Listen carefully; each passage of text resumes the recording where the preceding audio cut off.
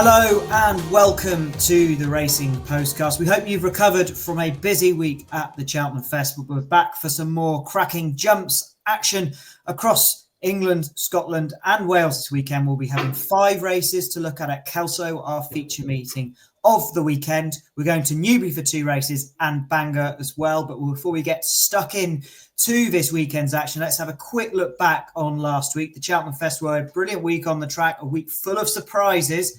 Winning that for mine and Keith Melrose's postcast on our special show. That was good. Let's just have a quick word with you, Robbie. You mentioned that Supreme earlier a few weeks ago. It was a good start to the Cheltenham Festival for Robbie Wilders. Thank you very much, mate. Yeah, it was. Kopek just took the pressure off early doors, and then it was sort of, I was up and down for most of the week, and then I finished with Waddo anti-post in the Martin Pipe. So yeah, overall, pretty happy with that one. Book-ended the Cheltenham Festival, as they say. And we've got a new face on the postcast, as you'll see in the bottom left. This is Harry Wilson. I'm sure you've seen all his tips on the Racing Post. No pressure, Harry, but we've built you up for your first show. Harry, what was your takeaway from the Cheltenham Festival? Great week. A tough week to be a tipster, but some really good racing. Yeah, the racing was definitely the highlight, James, especially on the Wednesday. Obviously, I don't think you could have written Marie Nationale followed by Jazzy Matty. The Michael O'Sullivan double, definitely some emotion pouring from the stands there. Yeah, as you mentioned, tipping-wise, it wasn't the easiest, but Jazzy Matty was one of mine, and it saved what otherwise would have been a relatively quiet week. Yeah, let's go to you, Brett. We know the association Unibet has with the Nick Henson stable. Really mixed week. There was a few surprise winners in there. Dolly the Great winning in particular, but obviously it must be such a deflating mood with Constitution Hill and John Bond both really failing to get their big days. What's the sort of reaction from the camp?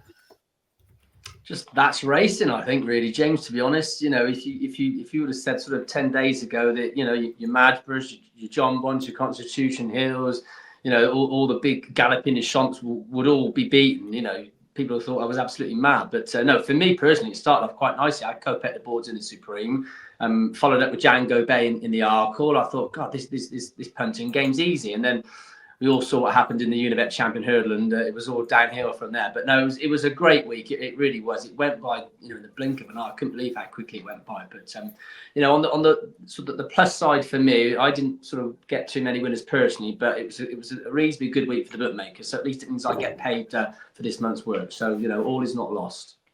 Right, Brett, we are going to get you back. It might not be the Cheltenham Festival, but it is a very good Go Racing North series this weekend at Kelso, where we start in the 1:15 of Ladbrokes. Best odds guaranteed on racing handicap chase. And a quick spin through the market. We've got Dare to Shout at 7-4, Cadell and Pullagan Green at 4s. Your Own Story at 5s and Mr. Incredible at 12s. Harry, the podcast newcomer, what do you like in our first? Yeah, I've had a look at this race. I found it really interesting that Mr. Incredible has seen a horse psychologist. We found out from Sandy Thompson. I thought that was really fascinating. So it'd be interesting to see if he's actually shipped any of his quirks. But he's keeping the weights down for the rest of them, which is good news for my selection, Cadell. I really loved the way he jumped when he won at Wetherby a couple of starts back. He won at Kelso over hurdles. And he also chased home Kerry Hill, who won the River Don on his next start. Handicap has been quite generous, I thought, dropping him £7 for his last 2 starts, given I'm not convinced he quite likes going right-handed. He's really unexposed, and I think he'll love the trip in the ground. Okay, some interesting thoughts there about the bit of mental work for Mr. Incredible, Robbie. I'm sure you've had some selections over the years. You might need a bit of guidance where the winning line is. Just a bit, mate. I mean, how'd you get into that line of work? Horse psychologist. I mean, what we're doing right here is niche. That's even more niche. Yeah, I'd have to agree with Harry here on Cadell. Just before I looked at prices, I thought he'd be much closer to Dare to Shout in the betting. And there's quite a big gap between them. So I think he's the way to go. He's obviously always had quite a big reputation, even though Ronnie Bartlett has sold him since he was pulled up in the Edinburgh National. But I mean, he's just been contesting different class races to this one. It's quite a disappointing turnout overall. I mean, he wasn't the only horse pulled up in that Edinburgh National. There was about 8 or 9 of them were. It was quite an attritional race, but he's off the back of 48 days off. Nice break. He's not going to bump into a horse like Handstands like he did at Sandown in the Eastern Novices Chase. He's off 128. I think that's a good mark. And I think he's, probably the most likely. I could see him coming right in, to be honest. I think Dare to Shout looks a bit too short. Okay, 2 shouts for Cadell. Brett, are you going to complete the hat trick?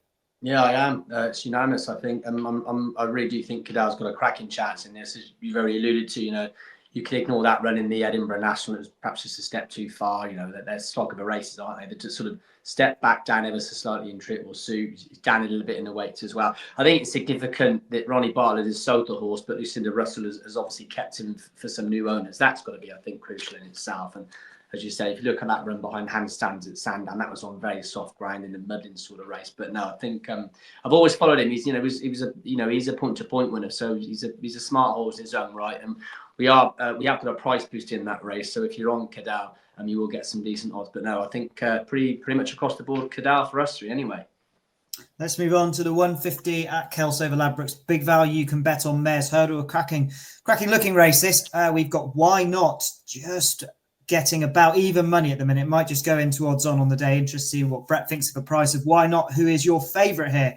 Ottazini at 5s, Gail Malla 6-1, Sacre Coeur 8s, La Vida Avida at 10s, and My Lady Electra, I think it's pronounced, 150-1 rank outsider. Why not, Robbie? Why not? Yeah, why not indeed, James? I think she just wins.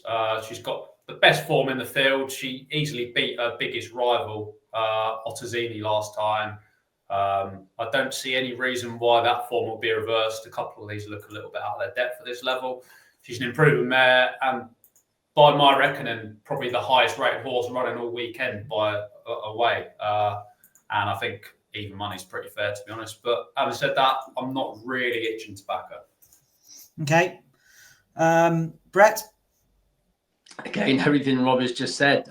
There's very few chinks in her armour. She's miles clear on rating. Is Why Not? If she can get a nice easy lead out in front, which is probably quite likely, she could be very hard to peg back. Again, we've got a price boost in this race, so you will get some in the hand odds. I mean, look at Henry Daly's strike rate at Kelso, 29%, which is not to be sniffed at in the last couple of years. And as I said, she does very much set the standards. She didn't disgrace herself at Doncaster as well last time. There's just one other we should throw into the mix. I mean, she's the biggest sort of price. Sacre Coeur. I was looking at the last sort of time this sort of ran in a race like this over hurdles was in the elite hurdle back in 2023. So it was quite an interesting move for Dan Scout to run Sacre Coeur in this race. But no, I think Why Not? Why Not? My local pub is called the Why Not, just down the road. And it's named after a Grand National winner back in 1872 or something like that. So there's a bit more useless information for you. Wow. Perhaps we'll be all heading there after the 150 at Kelso. Harry, just before we get stuck into your selection, obviously newcomer for the postcast, every tipster has their own style. Your style, you've told me before, is you always want to try and get these favourites beat. Is that your approach, isn't it, to going into a race? Is that the approach you take for this race? Yeah, I do like to take on favourites when I can, James.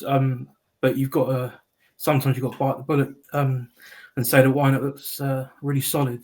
I did think the only question mark was Sacre Coeur, as Brett mentioned. But she's an average front runner. She does like to go at her own pace. And Why Not, I think, is at her best when she's dominating from the front. I don't know how she'll react to not getting an easy lead, but I do think she wins.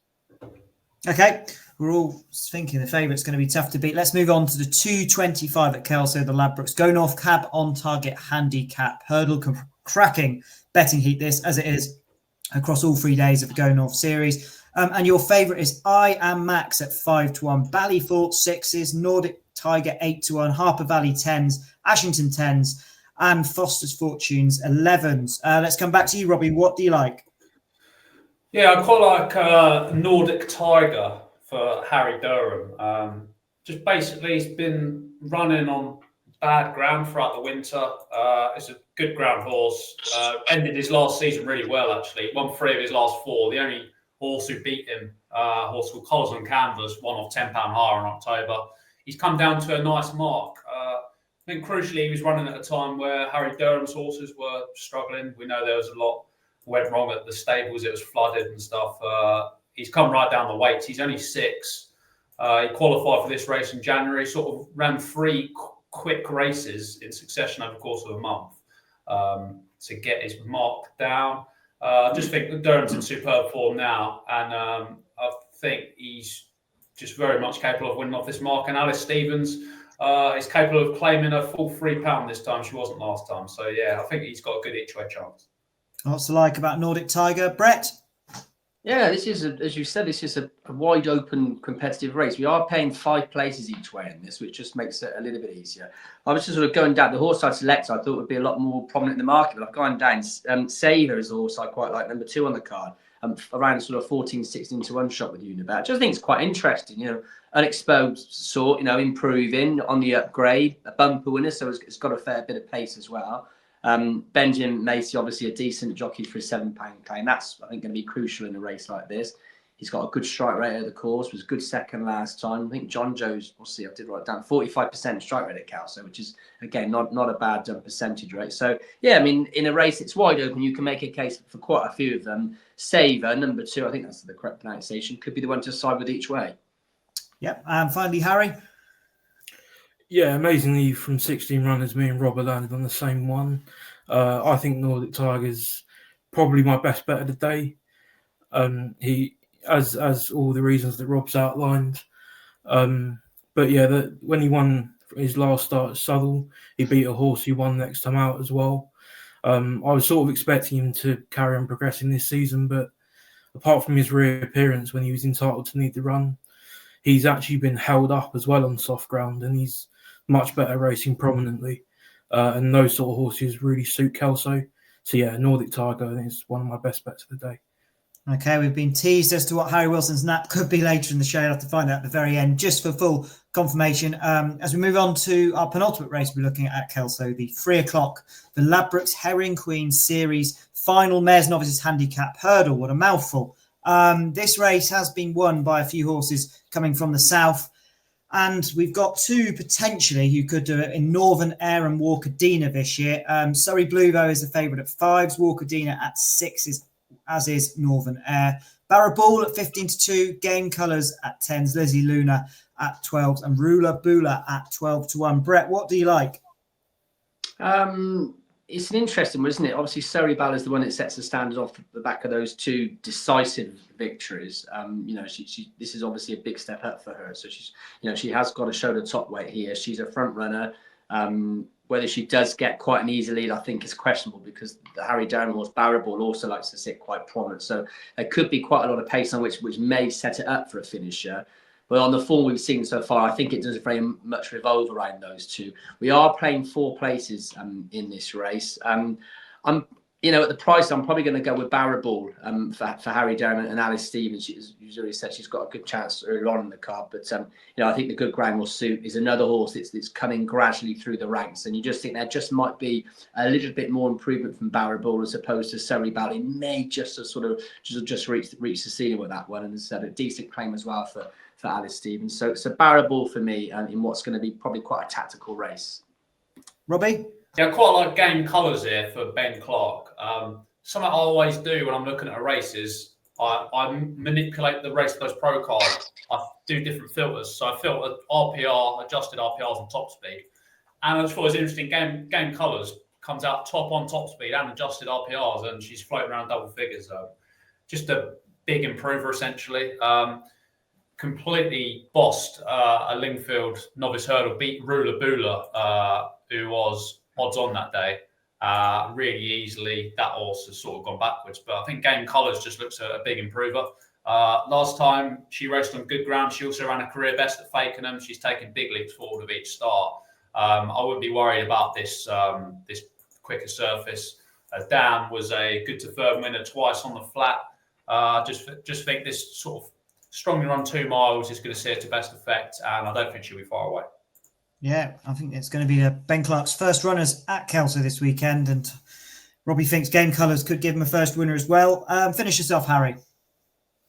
Yeah, Dame Colours has definitely got a chance. I looked at her as well, but I've landed on Walkerdina for the pipe team. She struck me as a serious prospect when she thumped Sunset Marquesa.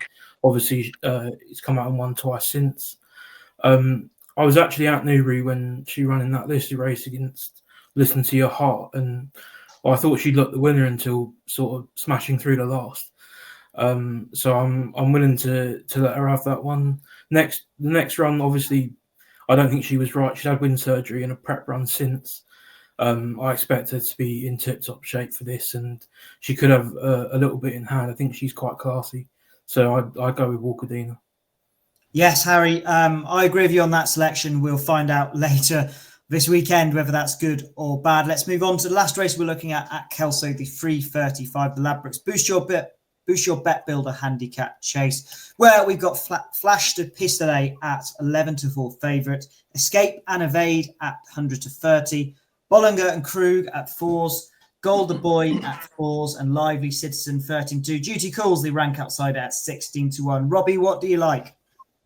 Yeah, tricky, isn't it? Very trappy. I'll give basically all of them a bit of a chance. I thought the one I most liked, I'm not necessarily going to back him, was Gold Des Bois. 11 years old now, but is on quite a good mark.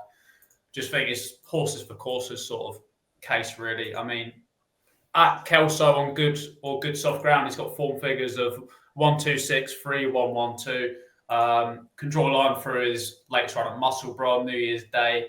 He's never been a 2 mile 4 horse. He's never really liked soft ground. He's pulled up. That was a class 2. He's down to class 4 again. And Raymond Anderson Green loves to have sort of winners on these big Scottish meetings. So I thought he could go well. And he's not been with Sandy Thompson for long. And Thompson, he started his career off really brightly for Thompson in the autumn. If he gets back on track from that after 80 days off, I think he's got a big chance. Okay, Harry. Yeah, I must admit, when I looked at this race without any prices, and Gold de Bois drew my eye initially, but I can't have him in cheap pieces. I've got no idea why they put the cheap pieces back on. He's run terribly every time he's worn them. So I've ended up going for Flash de Pistolet, who I am really surprised is favourite, considering he's only won one start over fences. But I really liked how he jumped and he settled last time, front running for the first time. He's run well on both his visits to Kelso, including losing to Walk on Quest, who won his next 3. I don't think he'd be fazed by the drop in trip, and good ground suits him. So I'm going to have to punt for the favourite, I think, Flash de Pistolet. Okay, and finally, Brett. It's funny, isn't it, listening to Robin Harris' sort of assessments of this race, because even I've written very trappy. It's just trying to find something that you think can win. They're all much of a muchness. They're all in a similar sort of form. I've narrowed it down to Escape and Evade, primarily because he's a dual course winner. He's well handicapped. He's linked down to 120. He has won off 128 there before, so you can make a case for him. It's a very, very tracky race. We have got a price boost in it, so that helps you out a little bit. James Ewart, who trains Escape and Evade, has been in the winners' enclosure this week. Had a winner up at Haydock yesterday. He's got a 33% strike rate at the track. So in a race where you can make a case for quite a few of them, that's enough for me, really. Okay. We will be heading to Wales next, but after this quick break.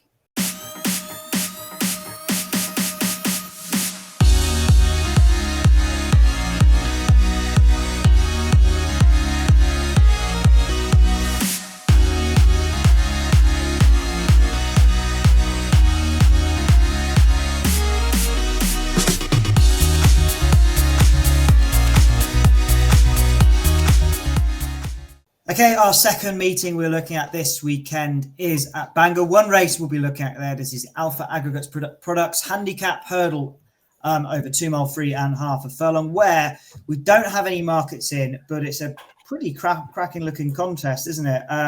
Class 2 event, lots you could give a chance to. Robbie Wilders, what do you think is going to win though? Yeah, it's one of those where you don't really want to commit to something massively until you've seen prices, but I thought this concerned 2 horses. I'm not sure about Nosrit, who looks like he might be the early favourite on his stable debut from Nicky Anderson. I wonder if he might need it. He's not been seen since August, and I wonder if they're building towards Aintree for him. Just thought Thunder Rock, first of all, was very interesting. This is a massive drop in class, essentially. He's been running grade 2s all season. This time last year, he was a massively impressive chase winner at Kelso in the Premier, RPR 161. He's running off 143, and he's got Lewis Saunders taking £7 off. I think Lewis Saunders isn't a bad jockey one bit, so I wouldn't be concerned that Sean Bowen's riding the other Ollie Murphy horse. And I've got my own Gentleman Bill for Oliver Green or Josh Guerrero. I think he could go well. Really good horse in bumpers. He easily beat Battleborn Lads, who came out and won the Prestige at Haydock this season impressively. He was just caught for a bit of speed in the Moor Battle last time. He's never really been a 2-miler. He's open to a lot more improvement over this sort of intermediate distance. And the only time really he's run over this distance, he was a pretty good second horse called Jarev Demi, who won by absolutely miles for Willie Mullins yesterday. So I think he's on a pretty decent mark. Can't have it between those two, but we'll see what the prices do. What's your assessment, Harry? Yeah, Robbie's made it a 2-horse race. I make it a 3-horse race because I've gone with Thunder Rock stablemate, the 4/6s. I'm not really too bothered about who's riding him. Obviously, Sean Bowen, championship chaser. It's not bad to have him on your horse, but I think I have a feeling he's going to be a bit disrespected in the market, given his form figures. Like fell to, pulled up, unseated, pulled up. Doesn't exactly scream winner. But he went back over hurdles last time, and he was sent so far clear. He's like 15 lengths clear by the time he jumped the 7th, and he was just never going to sustain that pace. They're dropping him back in trip, getting back on better ground. He placed twice off this mark last year, and I just think he could be a bit better than this lot, to be honest. I think he's a bit better than he's showing us. As we say, we're still waiting for prices as of time recording on Thursday afternoon, but hopefully these will be nice prices for us come the weekend. Brett, your final thoughts? Yeah, good offer here with Unibet. If you back the second or the third, you're going to get your money back as cash. To be honest, I think the all revolves very much around Thunder Rock. I mean, you can see why obviously Ollie's got the £7 claim on, bearing in mind he's carrying top weight. I was looking at this horse's form. He hasn't run over hurdles in a handicap since the EBF final at Sandown three or 4 years ago, back in 2022. He's rated much lower over hurdles. He is by far the class horse in the race. If he's not saying if he's on a going day, because he's not ungenuine, but if all things bode well for him and he gets all the breaks in the right places, he is the class horse and he should win it. I did speak to Nicky about half an hour ago about all of his runners on Saturday, and I asked him about Nusret. He said they've tinkered with his wind. He said he does make quite a noise, so he has got wind issues. He does think this trip first time out will be just a little bit too far. I wouldn't be having Nusret at all, to be honest. I'm not sure what price he'll go off in the end, but I'd say save him for another day. Also, Henderson's record at Bangor this season is very, very poor. He's had 6 runners and they've all finished nowhere in the money. So no positives for Nusret. I think it all revolves around Thunder Rock, and as I said, in the race where we are money back second or third. Let's head to Newbury. We've got 3 live races to look at on ITV, and the first is the 205, the Get Best Odds, guaranteed at Bet Victor Novices handicap. Hurdle look competitive this, with Alexei at 9-2 favourite for the Tizzards, Glenbray 11-2, Non-Iron and Bocali 6-1, Oh My Johnny 13-2, and Cali Mystic at 9-1. Let's go straight back to you, Brett. What do you like in Newbury's first race on the box? Well, from 9 o'clock on Saturday, we will be best industry pricing this, so you will get those best odds. For those of you may know me, I do a lot of work with James and Jean Potter, and they've got Calimistic here, who's a half brother to Angels Breath. He's not going to be as good as he was, but he's gradually progressing quite nicely. He was impressive up at Doncaster last time. That was a good win. There's only been one horse that's come out and run since then and finished place. The rest of them haven't even run. The form of his second behind George's Lad, I don't think it's that bad actually, because he ran very well in the final at Sandown last week before falling. He's a very progressive horse, and I think he could go well. He's around 8-1 with Unibet, which isn't a bad price each way. Nicky again, because James Bowen's been riding him in all of his runs. The reason Nico's on board is because they've just realised about that David Power Jockey's Cup, and they realise he's in third and he actually could get a few more points up. So that's the reason why Nico's riding and not James Bowen. But no, I mean, probably heart ruling head a little bit here, James. But I'm gonna hope that Callum Mystic can do the job. Well, chasing some cash is Nico de Boinville, of course, a huge sum on offer with only a few weeks to go now before we find out who's going to win that huge pot. Robbie, what's going to win you a huge pot? Well, I hope I'm getting a huge pot. I tipped this Norn Iron at 20-1 at the start of the week. I'm thinking this was a race that could cut up. It has cut up. Excited with that position. Another Durham horse. I think Durham could have a big weekend, but he's got quite an interesting profile, this horse. Ran a cracker on his only start in Newbury over 2 miles, pulled well clear of the third. Going down narrowly to a horse called Bucephalus, who's rated £16 higher now, come out and won really impressively since. And then I thought he was quite an eye catcher, went back into favourite at Doncaster this month. That was a bit of a messy race. There were omitted hurdles in the final straight, and he sort of had to switch around runners. Johnny Burke didn't really have anywhere to go for quite a while, and just all a bit too late for him. I think he's open to improvement for this slightly longer trip. As I say, Durham's horses are absolutely flying at the moment. He's got Paul O'Brien on board now, and I think he's got a cracking chance. Harry, what's your thinking? Yeah, I was quite surprised, James, to hear you not list my one in the prices. I've gone with Serious Challenge for Fergal O'Brien. I like horses who show improvement on each start, and he's improved his RPR with each start. Last time he beat a horse of Gordon Elliott's who was rated 125. The Gordon Elliott horse might not run to his mark, but it still makes a mark of 128. Look quite good for this handicap debut. Very, very classy animal on the flat for Jim Bolger. Rated 100. Only in May got beat 5 lengths by Kyprios. If there's a horse who's got a little bit in hand, if not a lot in hand of their mark, it could be this one, especially going over a longer trip. So I'd go with Serious Challenge. Harry's not even done a full show and he's called out the host, which I like to see.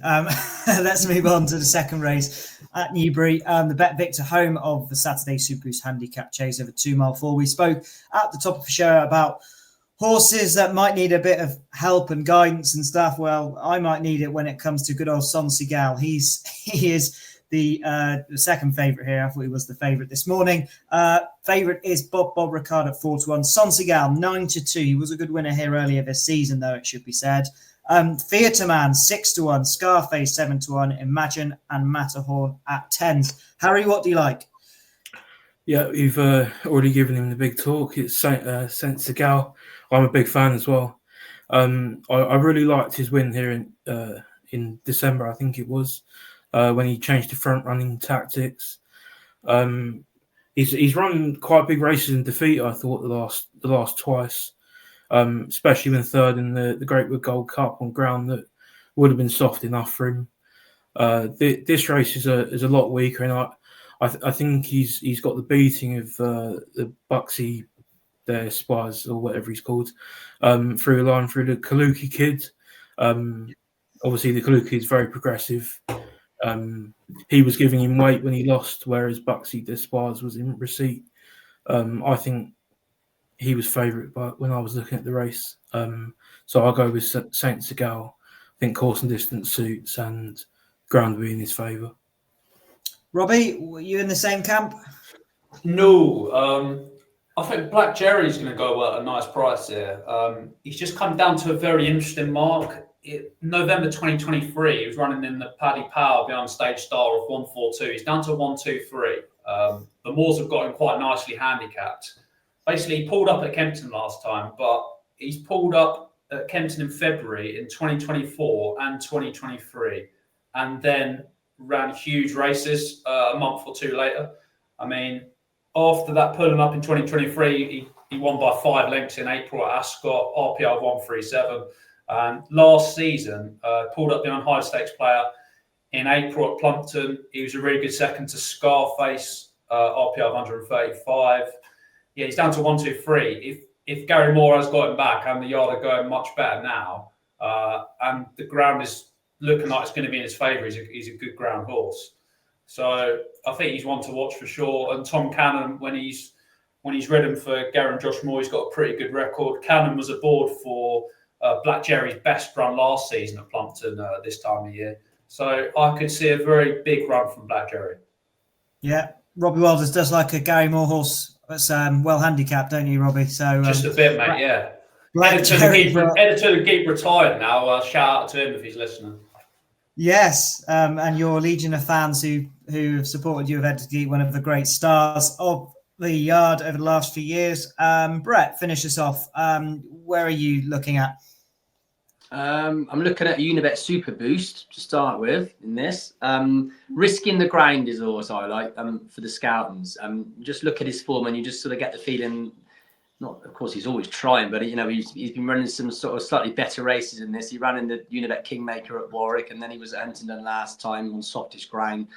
He's down to a nice workable mark, I think, of 128. The good ground should suit him, and I can make a bit of a case for him. He's around sort of 8-1, so I wouldn't put you off him. I like Imagine as well. Stepping back down in trip. I know he's been running over marathon trips his last couple of starts behind Mr. Bangor, of course, at Haydock, one of them, and that performance worked out pretty well. Winning the Midlands National last week. Cheap pieces for the first time. You can make a case for him and Barlow as well. Nicky said he's got to have fast ground, which he's got there. Hasn't quite gone to plan for him in the last couple of starts this season. He's another one back off a winning mark off 130. So it's an open contest, but so we're just going to stick with risking the ground for the Scouting team. Final race is a 3:15 at Newbury. We're going to switch it up. Robbie Wilders, you'll take us away for this one. Yeah, do you know what, mate? I've always wanted to read out prices. It's been a lifetime dream of mine, and now I get my chance. So we are going 5-1 Jasmine Bliss, 5-1 Seal Gill, 10-1 Clotilda, La Pensionnaire, Roxtown Girl, 11-1 Crazy Than Daisy, and it's 14-1 Bar. And my selection is in the bar category. That is Scarlet Otara for Richard Newland and Jamie Insole. Really interesting horse, coming off a 97-day break. Ran at Carlisle in a potential qualifier when last seen. Bit of a red flag that she bled through the nose that day, but she's been given time to get over that. I imagine Connection's been working back from this target ever since. And on a previous form on good ground, which it will be, really progressive last season. Won 3 of her last 4. The only horse to beat her in that time frame was Flying Fortune, who came out and won the Persian War against the Gelding Since. Signed off her year before Carlisle with a good victory over Royal Margeau, who's a listed winner now. So I think if the Newland and Jamie Insole team have got her back, I think she's a massive player. She's got a bit of class about her. Could be campaigned at a high level before long, out of handicaps, I'd say. And a lot of these, I wouldn't think that comment applies to. Lovely job, Robbie. A dream come true as well. Just to clarify, this is a 3:15 at Newbury to bet Victor. Mayor's Novice Hurdle, a grade 2. Harry? Yeah, James. I shortlisted this down to 3 horses. Scarlet Otara was one of them. Did concern me that she bled last time, though, so I went against her. At a massive price, I'd give Pismo Beach for Stuart Edmonds a shout. She's been really eye-catching in 2 of her qualifying runs the last twice, and it wouldn't surprise me if she shaped really well on her handicap debut here. But I'm hoping that Fergal O'Brien and Johnny Buck are going to have a good day, because I've gone with Seal Gial. She showed good level of form in her bumpers, and her debut win over Surrey Bell. She's won twice since. She runs today, or on Saturday as well. I think she's just been in need of a stiffer stamina test. She's been running over 2 miles and staying on in her races once being outpaced. I'm sure this trip will suit. So it'd be Seal Gial for me. Okay. And finally, Brett, I think we've got 3 Nick Henson runners in here. Anything you can give us? Well, obviously the shortest price of those is La Pensionnaire, who's actually £7 better off in the weights with Jasmine Bliss on that run at Solo. We're paying 5 places each way here. I agree with Harry about the Fergal O'Brien mare. Stepping up in ship, I think could definitely bring out a little bit of improvement from her. I remember I was sitting in the pub, the Why Not, and I got a text through when this horse made its debut for them at Aintree in a bumper and said, "This is an absolute certainty." So obviously I got on and she finished second. She probably got left a little bit too much to do, but anyway, that's by the by. I think Jasmine Bliss probably is the one they've got to catch on form. She's looked very, very smart. The cheap pieces might just eke out a little bit from La Pinsonniere, but to me, I'm not entirely convinced that she does quite stay 2.5. She travelled really nicely at Southern and just didn't find much off the bridle. So, the jury's out with regards to distance for her. But no, I think Seagal's the one they've probably got to catch. Crazy Than Daisy, he says she wants a bit softer ground, so that's his thoughts on her as well. Yeah, of course, in the colours which carried to Cheltenham Festival victory last week, Crazy Than Daisy. And we will be giving our best bets after a quick word from our sponsors. Want betting on the horses to be anything but flat? With an app that impresses every time out. You're on. Want to watch live streaming of races in the UK, Ireland and around the globe? And get a chance to win even bigger with 3 Uniboosts every day on any horses you want. Unibet, you're on. Okay, so let's move on to the final part of the show. Before we go on to our best bets, we're just going to see what our panellists like away from the ITV cameras. Robbie Wilders is sitting out. He's got plenty of winners to keep him occupied during Saturday afternoon, we hope. Harry, what is your eye drawn to? Yeah, as you know, James, I'm a big fan of the all-weather. We've got a couple of evening cards at Wolverhampton and Newcastle. I'm off to Wolverhampton, the 4:53. It's a 5-furlong handicap where I think New York State of Mind takes him beating off top weight. He hasn't been seen for 149 days, but he won his reappearance last year off a 150-day break over course and distance off this exact mark. And he goes well at Wolverhampton. He goes especially well fresh, which is why I'm drawn to him. And I think he'll take some beating off top weight for Ruth Carr.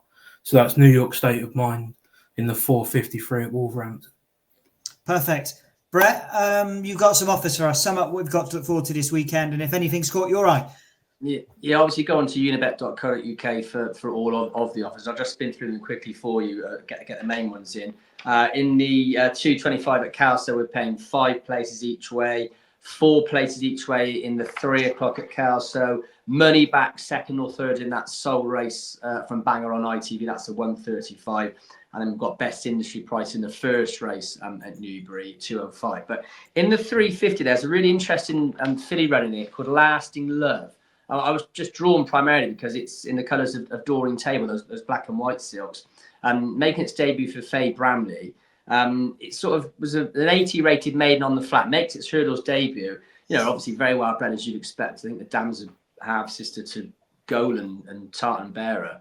Just think it's quite interesting. So Lasting Love, I'm obviously be interested to find out what they do with it. But there aren't many sort of debutantes you see over hurdles at this time of year for the table clan. So Lasting Love could be interesting in the 350 at Newbury. Fascinating. We'll see how that one goes on in the last. Let's move on to our best bets. And Harry, as you are our newcomer, you get the luxury of going first.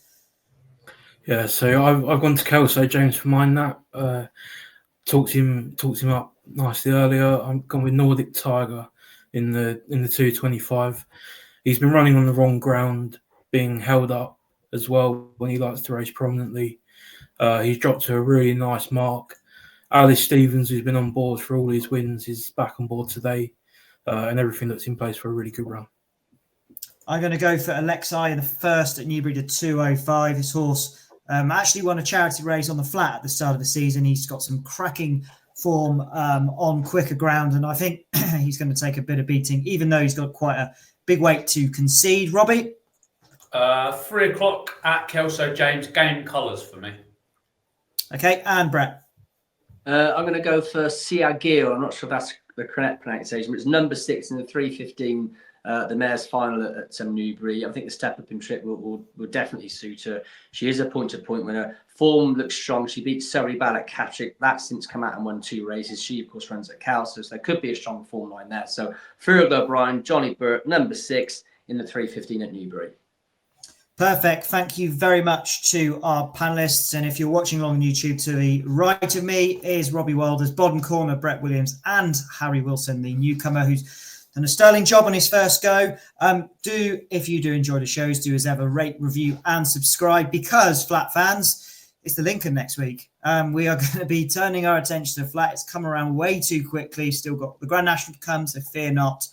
So do join us again at Thursday at 7 p.m. We'll be looking at that, as well as some quality jumps action to come over the next few weeks. But for this weekend, enjoy the racing. Goodbye and gamble responsibly.